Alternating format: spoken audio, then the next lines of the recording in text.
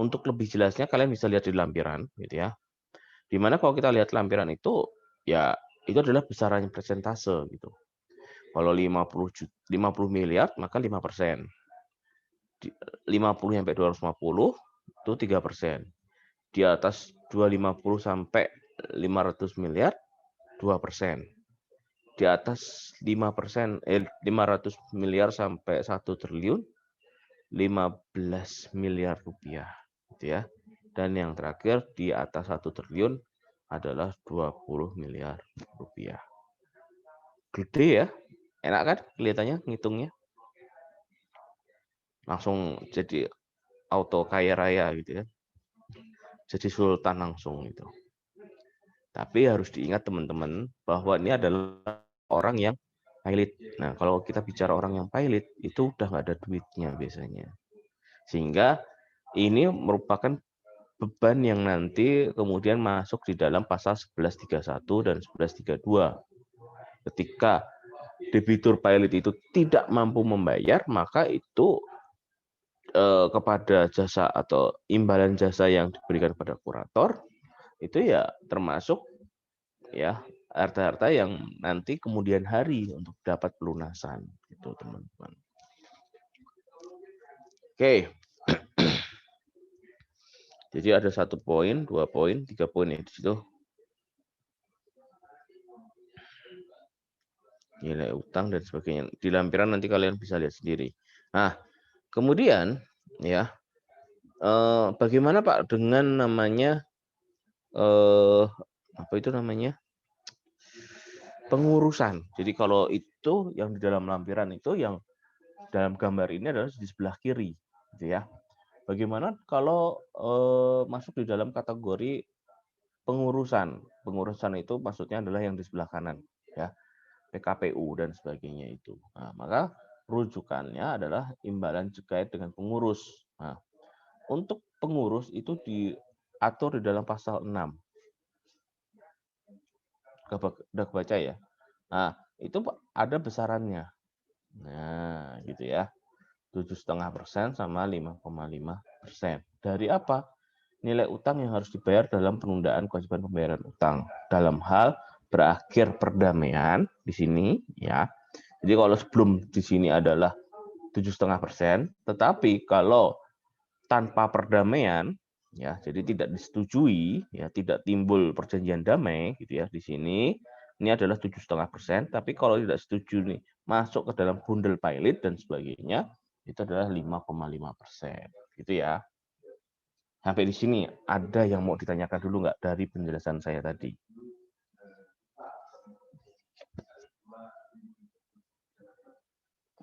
Jadi kalau kalian lihat lampiran, itu intinya adalah garis yang biru.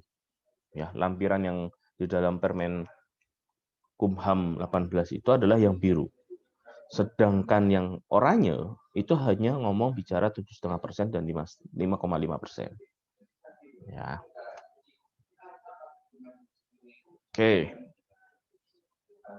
Ada yang mau ditanyakan dulu? Jelas?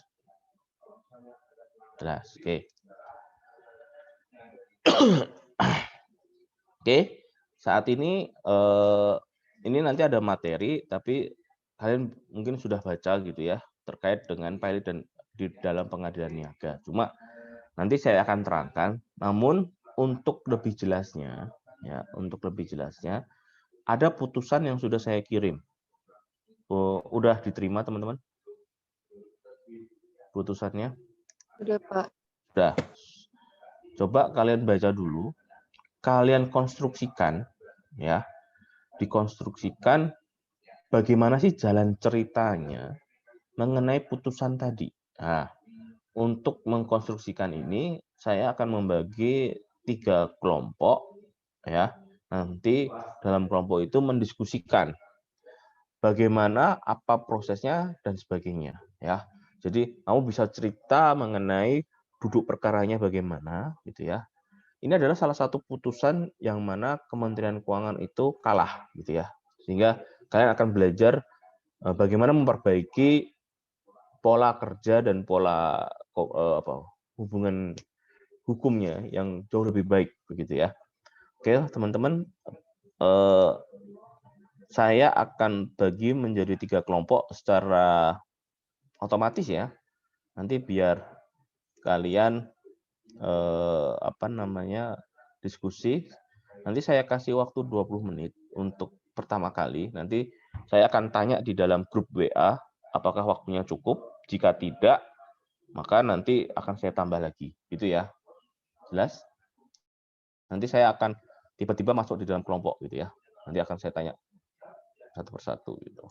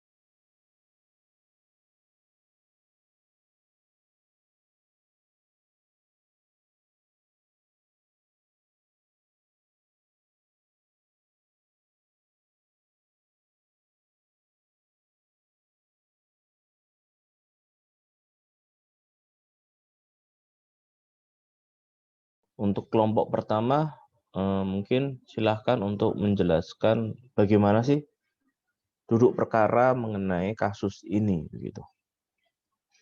Siapa juru bicara kelompok pertama?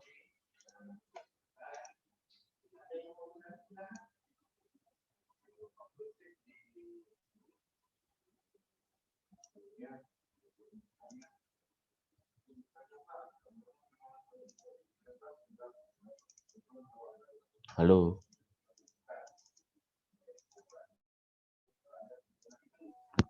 Pak Budi, Pak. Oke. Usman juga, Pak. Kita, Pak. Sama Nafila, Fadil, Rival.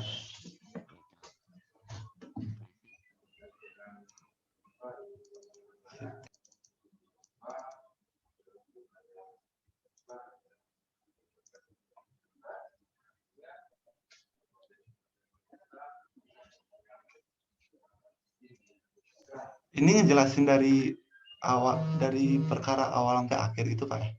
Iya, iyalah, itu kan. Oh, atau maksudnya kayak rinci banget gitu. Oh, enggak harus rinci. Artinya masalahnya apa sih kok sampai kalah gitu. Intinya kan gitu. Tapi kan kasasi kalah itu kan di tingkat pertama juga ada permasalahan berarti kan gitu.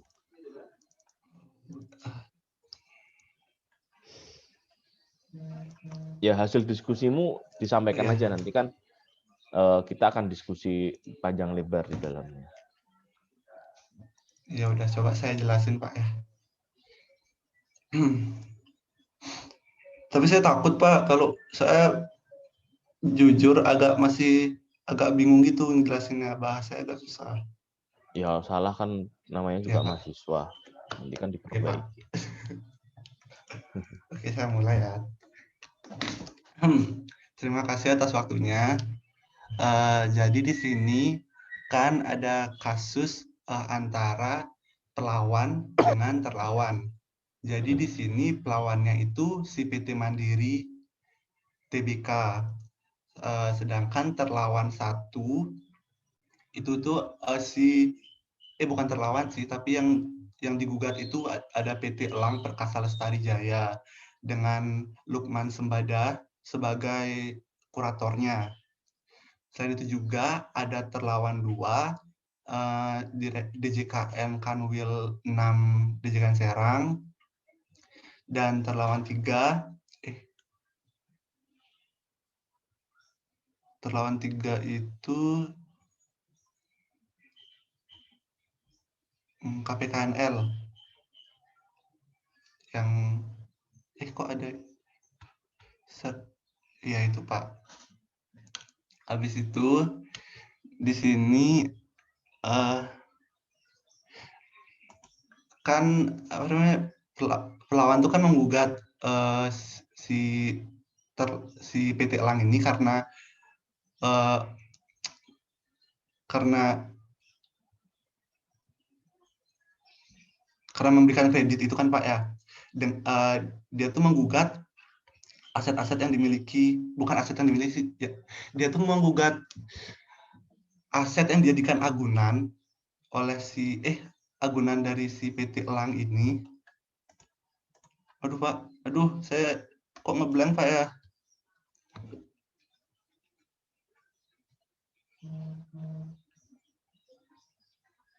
Oh iya, si PT Elang tuh gagal bayar.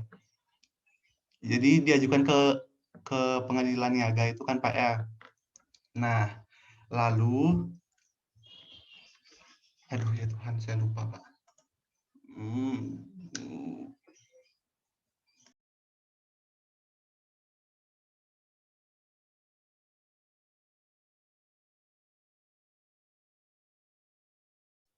Izin mencoba menambahkan ya. Jadi intinya coba dijelaskan dulu siapa debiturnya, siapa krediturnya supaya jelas nih. Nah, siapa yang kuratornya, ya kan? Terus kenapa kok akhirnya muncul kasus ini, gitu? Ya, coba. Debiturnya itu PT Elang Perkasa itu tadi. Terus krediturnya itu PT Mandiri. Nah, sebagai kurator 1 itu sebagai kurator itu Lukman Sembada. Itu kuratornya PT Elang. Ada masalah ini itu karena PT Mandiri itu kan telah memberikan kredit kepada PT Elang, Pak. Nah, tapi tidak bisa bayar. Akhirnya PT Elang dinyatakan payah. Besarnya utangnya berapa? Besarnya.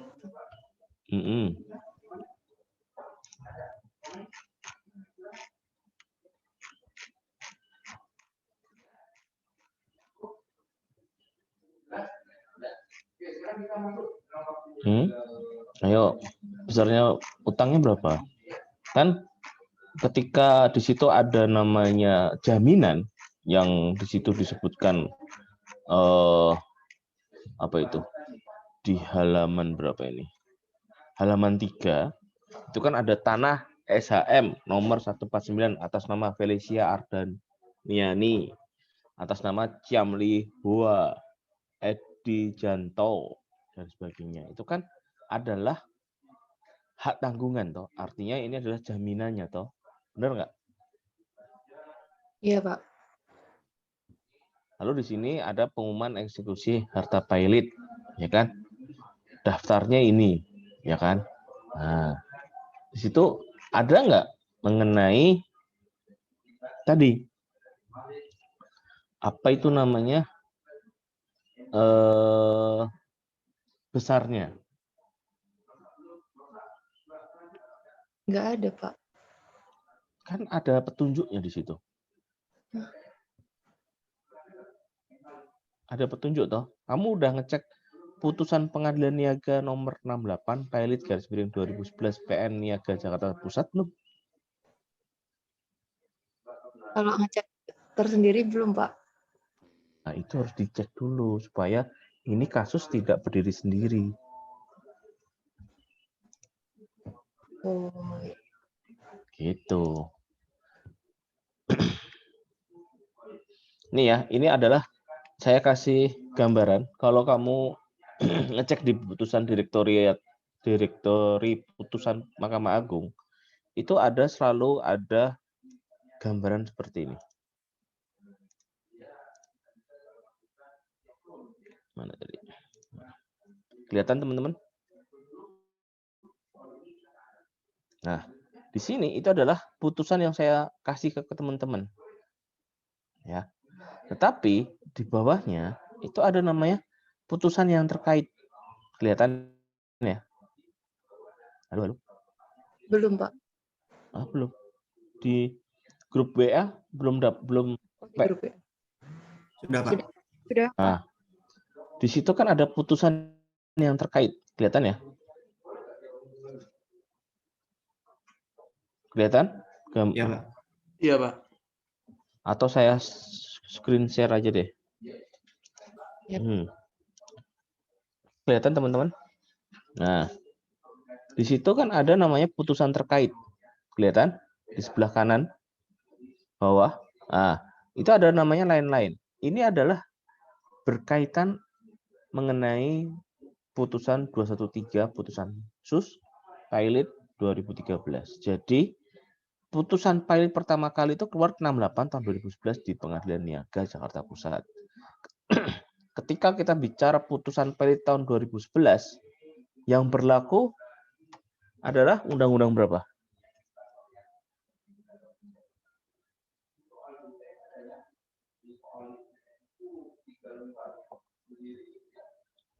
Undang-Undang 37 tahun 2004. Nah, itu ya. Ini berarti ada permohonan pilot seorang penggugat ya, dan tergugatnya adalah PT Elang, kan gitu. Nah, kemudian mengajukan proses habis tingkat pertama, dia mengajukan kasasi langsung. Masih ingat ya? Kenapa kok kasasi langsung? Nah, sudah saya pernah jelaskan di awal perkuliahan, ya kan? Proses setelah pengadilan niaga ketika tidak atau merasa keberatan, gitu ya. Ini adalah prosesnya seperti ini, teman-teman.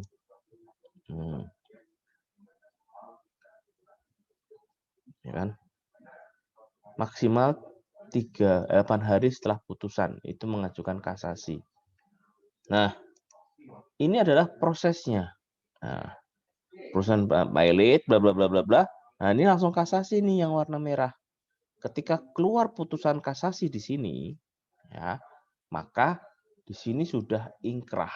Jadi ketika seseorang itu mengajukan permohonan kasasi, terus ada keluar putusan kasasi, sudah ingkrah, sudah memiliki kekuatan hukum yang tetap. Meskipun dia mengajukan memori banding, memori peninjauan kembali yang warnanya ungu ini, gitu ya, tidak menghilangkan tadi keingkrahan dari putusan yang terdahulu. Jadi artinya meskipun dia sudah mengajukan memori peninjauan kembali, ya, ini putusan kasasinya tetap bisa dieksekusi. Nah, jadi kalau dilihat dari gambar yang ini, ya kan, itu adalah ketika pilot dinyatakan dia mengajukan keberatan, mengajukan kasasi. Ketika kasasi ini sudah ingkrah, bisa langsung dilakukan proses. Meskipun setelah kasasi ini, ya, itu bisa saja belok ke kiri untuk dilakukan peninjauan kembali. Gitu ya.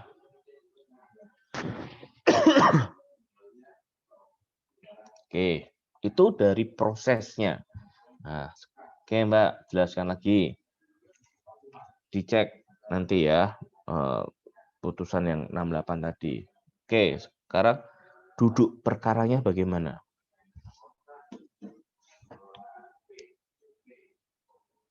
Mungkin kelompok 2 bisa menjawab untuk duduk perkaranya bagaimana? Kenapa kok sampai adanya tadi pelawan dan terlawan itu bagaimana? Kok kurator kok ikut-ikut diseret-seret itu kenapa? Kelompok 2 mana kelompok 2?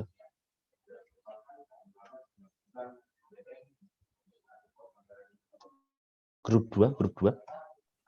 Izin menjawab, Pak. Ya. Tadi dalam yang sudah dijelaskan tadi sebelumnya bahwa yang sebagai pihak yang mengajukan kasasi itu kan Bank Mandiri, kemudian dia itu sebagai pelawan atas kurator atas nama Lukman pihak 1, kemudian KPKNL Serpong dan KPKNL Serang. Nah, hasil diskusi kami bahwa yang menyebabkan hal tersebut atau duduk perkaranya itu karena ada terkait dengan objek yang dilelang, di mana PT Bank Mandiri ini terhadap PT Elang tadi selaku kreditor yang memiliki atau memegang hak tanggungan. Namun atas objek yang dilelang tadi oleh KPKNL dianggap bahwa bukan merupakan aset atau barang milik PT Elang, sehingga Bank Mandiri melakukan tuntutan ini untuk melihat status atas objek-objek yang dilelang tadi, Pak. Apakah merupakan aset dari PT Elang atau bukan? Oke, terus? Kemudian?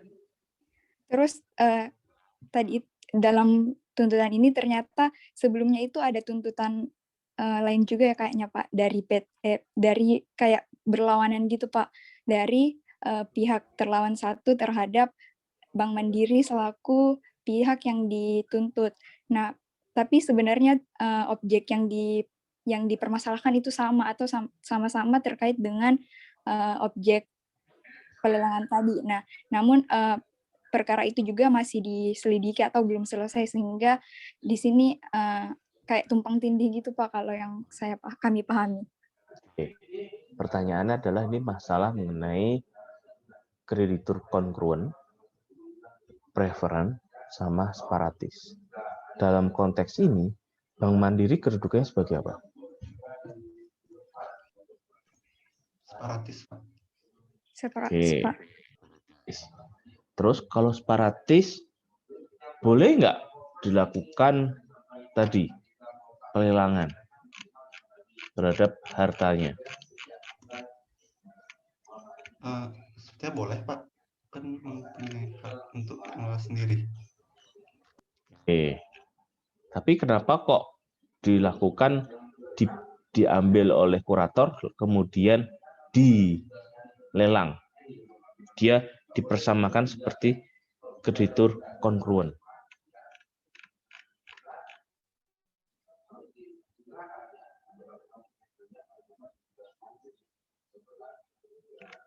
Ayo, itu ada di dalam pertimbangan hakim loh.